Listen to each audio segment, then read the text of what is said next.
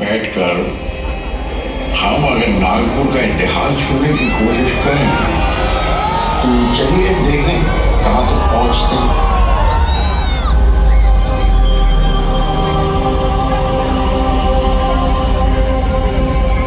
पहली बार नागपुर का नाम लिखा हुआ या दर्ज किया हुआ मिलता है 940 ईस्वी में, यानी 940 AD, एक कॉपर प्लेट पर देवड़ी गांव में जो आज के वर्धा जिला में है।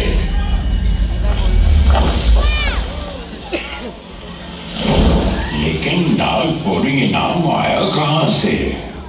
इतिहास इसके दो सबूत बताता है। एक तो ये कि यह कस्बा या शहर जो भी था उस वक्त नाग नदी के किनारे बसा हुआ था, उसी से इसका नाम नागपुर पड़ गया। दूसरा ये कि नागा नामी कबीले के लोग यहाँ रहते थे, एक ट्राइब थी, आदिवासी लोग जो नागा कहलाते थे, उनकी वजह से इसका नाम नागपुर पड़ा। रामायण में जिक्र आता है कि वंध्या और सतपुरा के बीच में घना जंगल था जो दंडकरण्य के नाम से मशहूर था और नागपुर उसमें शामिल था और ये विदर्भ का अहम कस्बा था। 250 ईस्वी मतलब AD में वाकाटक वंश के राजा विंध्या शक्ति ने विदर्भ में अपना राज स्थापित किया। उनके बाद उनके बेटे के बेटे यानी पोते रुद्रसेन II यानी रुद्रसेन II स्वर्ण युग के चंद्रगुप्त II की बेटी प्रभावती से शादी की।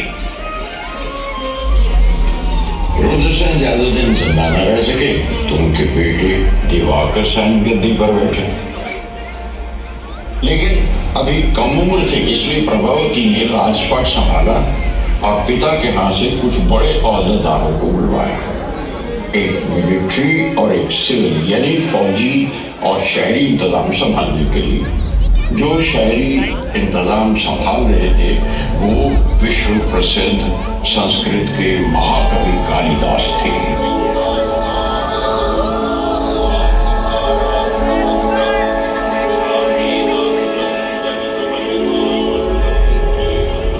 रामगिरी जिसे अब हम रामटेक कहते हैं, वहां बैठकर मेघदूत की रचना की। ये नाम भी नागपुर से जुड़ गया।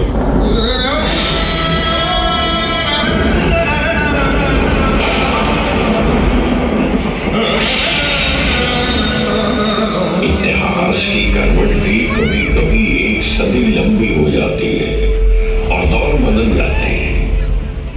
13वीं सदी में जब दक्षिण यादव राज के तहत था, मराठी लिटरेचर ने बहुत तरक्की की और नागपुर की आम जनता की जबान मराठी ही थी।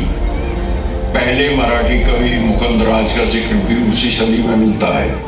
हेमाद्री नाम के यादव राजा ने अपने जमाने में बहुत से मंदिर और दूसरी इमारतें बनवाई और वो हिमाड़पंथी आर्किटेक्चर से मशहूर हो गया। आदासा, अंबोरा, भूगांव, रामटेक, नागपुर जिला में और बहुत सी जगहों पर हिमाड़पंथी मंदिर अब भी देखे जा सकते हैं। लेकिन 13वीं सदी खत्म होते होते 1318 में कुतुबुद्दीन मुबारक शाह ने यादव राजा हरपल देव को हराकर विदर्भ और महाराष्ट्र के एक बड़े हिस्से में इस्लामिक कल्चर की शुरुआत की।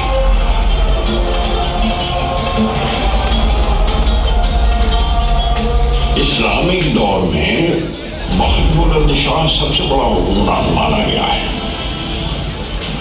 नागपुर के इर्द गिर्द फैले हुए छोटे मोटे गांव को जीत के एक मजबूत नागपुर बना और वो राजकौन परिवार से था।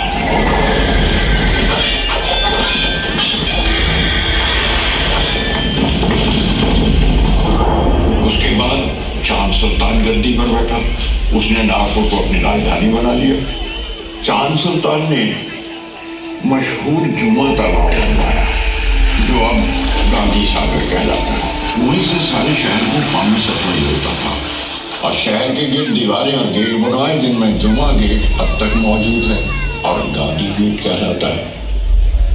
जब चांद सुल्तान की मौत हुई 1739 में, तब उनकी बेवा यानी विधवा ने राजपाट का एक फैसला करने के लिए मराठा राज के सरदार रघुजी भोंसले को दावत दी और 4-5 साल के अंदर ही रघुजी ने सारा राजपाट संभाल लिया और मराठों का दौर शुरू हो गया। सेकेंड एंग्लो मराठा वॉर 1803 में दूसरे रघुजी भोंसले और ग्वालियर के दौलत राव सिंधिया मिलकर अंग्रेजों से लड़े।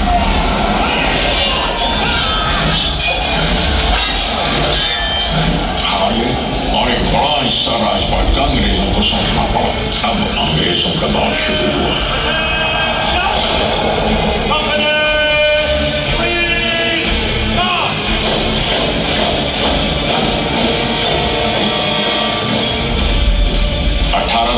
में फिर तीसरी एंग्लो मराठा वॉर वो जंग हुई। अप्पा साहब जम के लड़े अंग्रेजों से।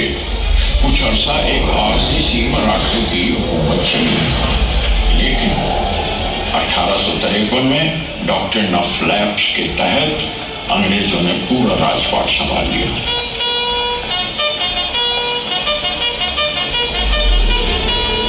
ये हमारी आजादी की पहली लड़ाई 1857 से ठीक 4 साल पहले की बात है। अंग्रेजों के हाथ पांव ऑक्टोपस की तरह हिंदुस्तान में फैल रहे थे। 1861 में अंग्रेजों ने नागपुर को राजधानी बनाकर सेंट्रल प्रोविंसेस की स्थापना की। 1891 में कांग्रेस का 7वां अधिवेशन नागपुर में हुआ और उसकी वजह से आजादी आंदोलन में एक नई लहर दौड़ गई। 1907 में अंग्रेजों ने हिंदुस्तान का सर्वे किया और जैसे नाभि जिस्म की नसों का केंद्र होती है, वैसे नागपुर में 0 माइल पत्थर रखा गया। इस तरह नागपुर हिंदुस्तान का केंद्र बिंदु यानी सेंटर बन गया। एक तरह से नागपुर हिंदुस्तान की नाभि है। 1960 ही में लोकमान्य तिलक कांग्रेस के एक्सट्रीमिस्ट ग्रुप के बड़े लीडर बन गए। नागपुर में दादा साहब खापर्डे, डॉक्टर बालकृष्ण शिवराम मुरली, डॉक्टर केशव बलीराम हेडगेवार तिलकवादी स्कूल को रिप्रेजेंट करते थे। उसी साल कांग्रेस का अधिवेशन नागपुर में होने वाला था। लोग चाहते थे कि तिलक ह्यूज के अध्यक्ष हों। स्कूलों कॉलेजों के विद्यार्थियों ने तिलक, लाला लाजपत राय, आनंद घोष, बिपिन चंद्र पाल की तस्वीरें लेकर जुलूस निकाले। मॉरिस कॉलेज के विद्यार्थियों ने अपने यूरोपियन प्रोफेसरों का स्वागत वंदे मातरम से किया। नागपुर की गलियां मोहल्ले वंदे मातरम के गाने से गूंज उठे।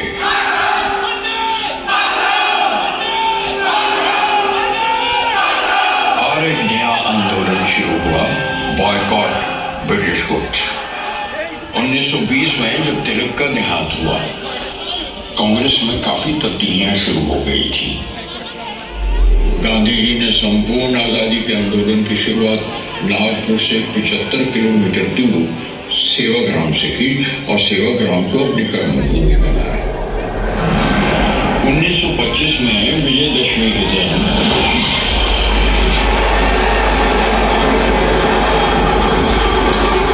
डॉक्टर केशव बलीराम हेडगेवार ने नागपुर में आरएसएस यानी राष्ट्रीय स्वयंसेवक संघ की स्थापना की, जो आज दुनिया की सबसे बड़ी एनजीओ है।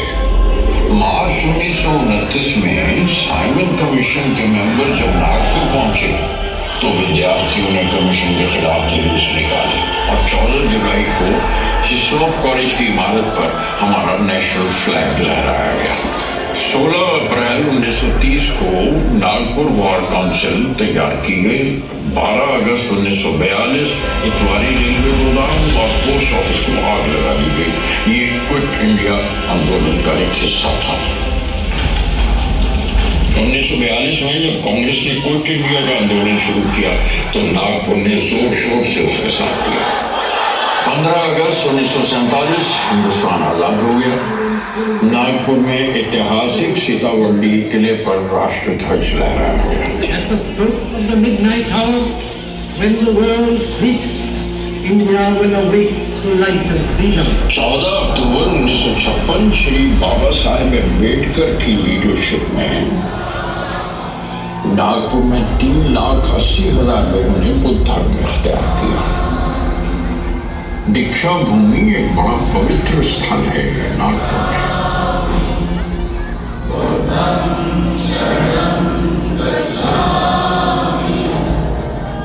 एक और चीज जिसके लिए नागपुर मशहूर है वो रॉयल बंगाल टाइगर्स है। बल्कि नागपुर को संतरा नगरी के साथ साथ टाइगर कैपिटल ऑफ इंडिया भी कहा जाता है। प्रिंट मीडिया में भी नागपुर का योगदान कम नहीं है। देश सेवक नाम से पहला मराठी अखबार 1907 में शुरू हुआ और 1922 में संस्कृत का पहला बाई मंथली मैगजीन निकाला।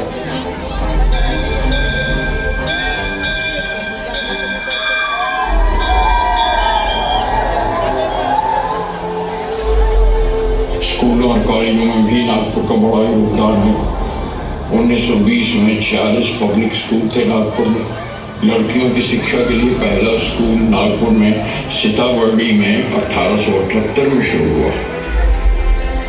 1923 में नागपुर यूनिवर्सिटी कायम हुई। Government medical college establish in 1947 वो एशिया का सबसे बड़ा मेडिकल कॉलेज था। नागपुर में एक अनोखा त्योहार होता है मारबत, जो हिंदुस्तान में और कहीं नहीं होता। बड़े बड़े पुतले बनाकर निकाले जाते हैं नागपुर की सड़कों पर। ये सोच के घुमाए जाते हैं कि नगर में कोई बदशुगनी, कोई बदी या बदरू ना बचे और न एक तालाब पर ले जाकर जला दिया जाता है। ये रवायत 100 साल से भी ज्यादा पुरानी है। रामनवमी शोभा यात्रा एक और खूबसूरत त्योहार है नागपुर में।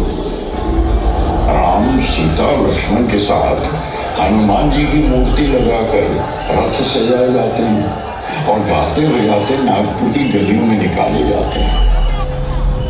नागपुर से बड़ी बड़ी हस्तियों ने हिंदुस्तान की उन्नति और तरक्की में हिस्सा लिया है। बड़े रंग देखे हैं और दिए हैं नागपुर ने अपने देश को। नागपुर हिंदुस्तान की सतरंगी है, हमारी रेनबो है। अगर ये पानी में पिघल के खुल जाए तो कुछ ऐसे ही रंग आपको दिखाई देंगे जो इस वक्त पानी के पर्दे पर रक्स कर रहे हैं और गुनगुना रहे हैं।